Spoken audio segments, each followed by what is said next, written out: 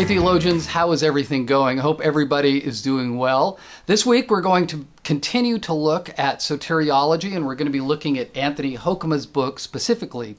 And this week we have three really solid chapters, and I think the big picture, the most interesting thing that probably comes from these chapters is God's calling, and how does he call non-believers into relationship with him? Now, last week we started looking a little bit more specifically at Calvinism and Arminianism. And as you can tell from this book, Anthony Hoekema is definitely a Calvinist. And last week we looked at this idea of free will and determinism. You know, how does the idea of God choosing and man choosing, how do those things work together? You know, maybe the determinists are right and God chooses everything. Maybe the free will people are right and God lets people choose whatever they want. Or maybe the compatibilists are right and there is some sort of middle ground and we don't have to figure all this out. Maybe there's a paradox, right? And this question relates to the chapters this week because we're going to be looking at how God decides who is going to enter a relationship with him and what this call looks like. Does God give a general call to everybody, or is it only for the elect? And I want to take a little bit of a different approach as we think about this. So here's the thing. Calvinists have a bunch of verses that support their view. Arminians have a bunch of verses that support their view. So how do we decide between these views when basically they're both supported by the Bible? In reality, these things happen all the time, right? Like you have two different views and they're looking at the same evidence. And this happens a lot. Last year, I was at the National Evangelical Theological Society meeting in Rhode Island, and there were these two different booths. One was by the young earth creationist and the other was by the old earth creationist. And the most interesting thing about this was that they both had books looking at the Grand Canyon. And so the young earth creationists had this book and it was looking at how the Grand Canyon supplied evidence for that view. And then the old earth people were looking at the exact same place and determining that all the evidence supported their view. So in reality, a lot of this time, it's not so much about the evidence, but it's about the presuppositions that we bring to the evidence. And we know this happens all the time. Why is that? And there are actually a couple books that I've been looking at recently that I think can help us think about this a little bit and maybe think about how theologically we look at different views. The first book is by Daniel Kahneman, and it's called Thinking Fast and Slow. And it's probably one of the most interesting books that I've read in a long time, and it's made a big impact in the worlds of psychology and sociology. Kahneman's basic premise is that our minds have two different systems, system one and system two. And system one is fast thinking, and this is thinking that is intuitive, it's reactive. For example, if I show you this picture, you don't have to think a lot about what's going on here. She's upset, and there's really no evaluation needed. You are using fast thinking when you're looking at an image like this. You're not really reasoning, you're just sort of reacting to what you see. But if I show you this image, something different happens. Most likely you just looked at this and decided it probably wasn't worth the effort of figuring out the answer. But if you did try to figure it out, chances are your pupils dilated, your heart rate quickened, and you were engaged, right? This is what is called slow thinking. One of the best examples of fast and slow thinking is when you drive. So I mean, think about when you learned how to drive, right? This was slow thinking. You had to think about every single thing, you know, turn signals, all that kind of stuff. Even the most basic things, you had to spend a lot of time thinking about it. But now when you're driving, you use fast thinking. And I know sometimes like I will be driving home, and when I get home, I've been listening to a podcast or thinking about how awesome my theology students are. And I haven't really been thinking about the act of driving. And once I get home, I think back and go, you know, I don't even know how many cars I passed. I don't know the billboards I saw. But if a car jumped in front of me or something like that, then the slow thinking would have kicked in, and then I would have thought about what's actually happening in front of me. And so when you're doing this fast thinking, when you are driving the same route a million times in your car, you're not really thinking about it in the sense that you don't have to slow down, but you are just kind of an automatic. Last year, my wife and I took a trip to England, and we rented a car. And as you know, those crazy Brits drive on the wrong side of the road.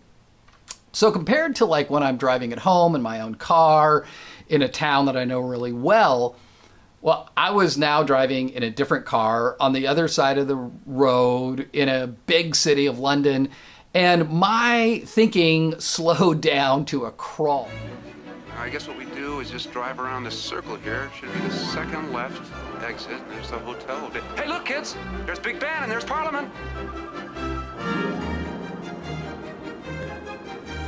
There it is, there it is, there it is. I know. I can't seem to get over to the left, honey. I'll try next time. Sorry. We'll get out of this jam in a minute.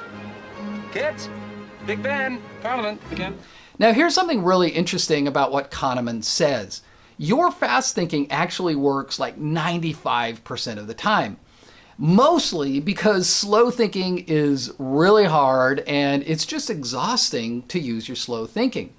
So you use your slow thinking as infrequently as you can get away with. The other book that I found really interesting and I think relates to the idea of maybe how we choose between something like Calvinism and Arminianism was a book by Jonathan Haidt called The Righteous Mind. And the main premise of Haidt's book is related to Kahneman's ideas. Haidt says, intuitions come first, strategic reasoning comes second. Here's another quote by Haidt. We are emotional actors. We are highly intuitive beings who act first and justify later. Our beliefs, convictions, and values are far less rational than we imagine. And so to explain this, Haidt uses the metaphor of like an elephant and a rider. The rider is the rational side, the logical side of us. The elephant is our presuppositions, our emotions, our intuitions, our prejudices, our fears, our motives. You get the idea. And yes, the elephant is a lot bigger and much stronger than the rider. And as you also know, the elephant can pretty much go wherever it wants, and the rider might think he's in charge, but in reality, he could never win a fight with the elephant. So I think Haidt is right when he says that when we're faced with some sort of judgment, we react first and then only later supply ad hoc justifications for our intuition. For example, I want to show a scenario to you and ask if this is right or wrong. And while you're deciding this, watch yourself try to figure this out. Think about how you're thinking. Are you starting with logic and then moving on to some sort of feeling, or does this scenario bring up an emotional response that then leads you to justify your feelings? Okay, so here's the scenario. A woman is cleaning out her closet and she finds her old American flag. She doesn't want the flag anymore, so she cuts it up into pieces and uses the rags to clean her bathroom. So if you're like most Americans, this scenario sparks a feeling of disrespect in us. And that is going to lead the elephant to want to trample on the flag burner. And once the elephant has stomped on the flag burner, the rider then tries to explain why this happened. So where is this going, you ask? That's a good question. I have two observations that I want to throw out there. First of all, if we use our fast thinking more than our slow, rational thinking, and our intuitive elephant is much more powerful than our logical rider, this makes a big difference for how we do theology and how we do things like decide, is the Calvinist side right? Is the Arminian side right? I think that a theologian's intuition of fairness or holiness or God's wrath or God's holiness is really going to influence how they interpret the Bible. For example, let's call John Piper's elephant sovereignty, and let's call Gregory Boyd's elephant love. In each case, the elephant will go where it wants, and the rational rider will explain why the elephant is doing this. And I think this would explain why both sides, like Piper and Boyd, they're using the exact same Bible, and yet they're coming up with pretty different interpretations. So the important question I have to ask myself isn't necessarily about Piper or Boyd, but I have to ask myself what's going on with my thinking. I think I'm absolutely logical all the time, and we all do, don't we? I think my opinions are objective and obvious, but in reality, logical thinking is a lot like humility. You know, the moment you think that you have it, it's probably a sign that you don't. And you know what I mean. We've all done this, where we realize that there's just like way too much pride inside of us. And so we work on being more humble. You know, we put others ahead of ourselves. We listen more than we talk. We try to see things from different perspectives. And after a while, we start to think that, hey, we're pretty good at being humble.